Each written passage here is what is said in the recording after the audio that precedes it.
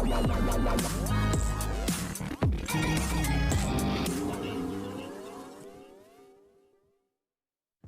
की उद्दंडता देखकर श्री कृष्ण के साथ साथ बलराम दाऊ भी काफी ज्यादा सोच और चिंता में पड़ गए हैं।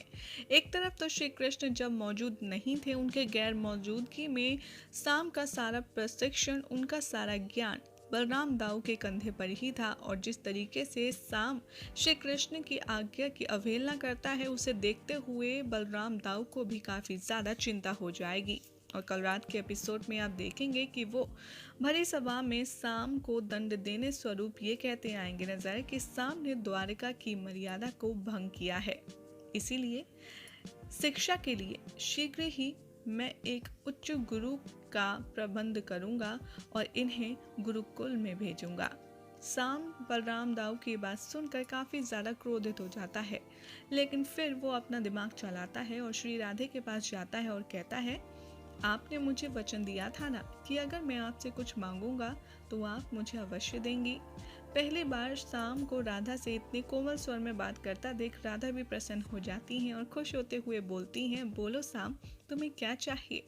यहाँ पर साम श्री कृष्ण की ओर देखता है और कहता है, आप भी हमारे साथ गुरुकुल चलिए राधे, मैं चाहता हूँ कि आप मेरे साथ चलें।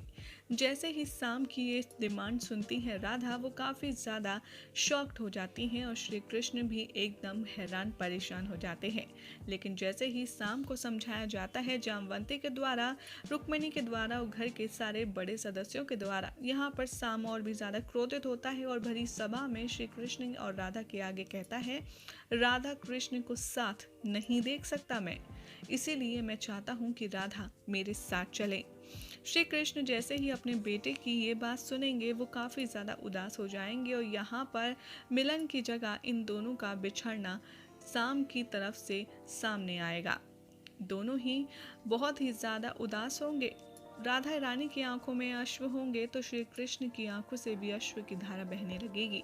एक बार फिर से इन दोनों को अलग कर दिया जाएगा, लेकिन कभी श्राप के चलते तो कभी माता गांधारी के चलते तो अब साम के चलते। इन दोनों का पुनर्मिलन आखिर कब होगा, ये देखना होगा। बेहद इंटरेस्टिंग। और राधा रानी क्या फैसला लेती हैं, साम के साथ वो जाएंगी या नहीं, कृष्ण राधा को जाने देंगे या नहीं, ये सब कुछ देखने को पता चलेगा कल रात के एपिसोड में।